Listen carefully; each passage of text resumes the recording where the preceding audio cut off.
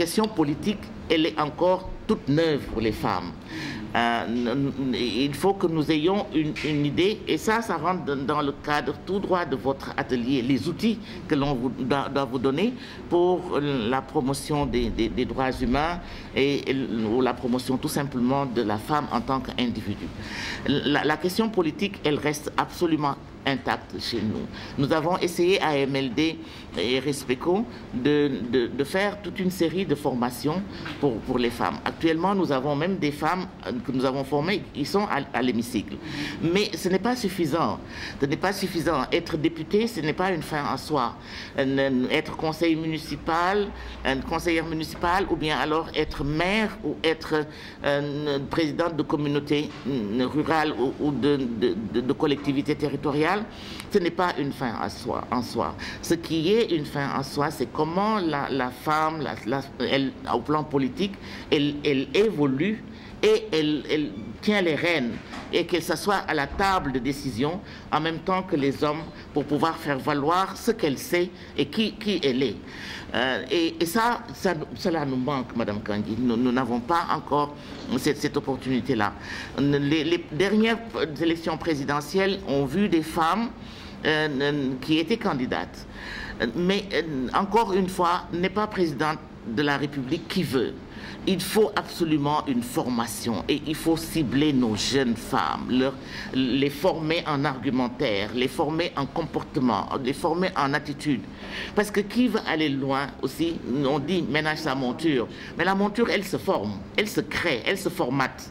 Et ce qu'on investit en vous comme capacité politique, eh bien, cela fait partie de cet attelage-là que l'on doit préparer pour les femmes. Se lever un beau jour parce qu'on est connu, on a un certain bagage intellectuel et on a un certain parcours qu'on a fait et on se présente à des élections présidentielles.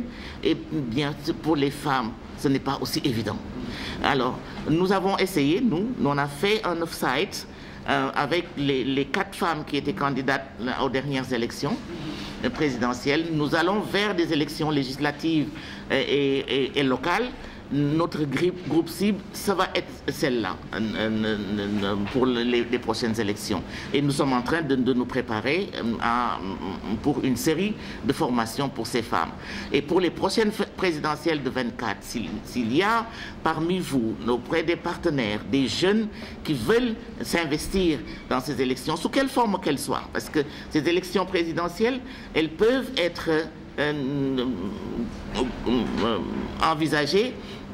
La contribution des femmes pour ces élections-là, elle peut être de multifacettes, de plusieurs manières et à plusieurs niveaux également, sans pour autant être juste une candidate à des élections présidentielles.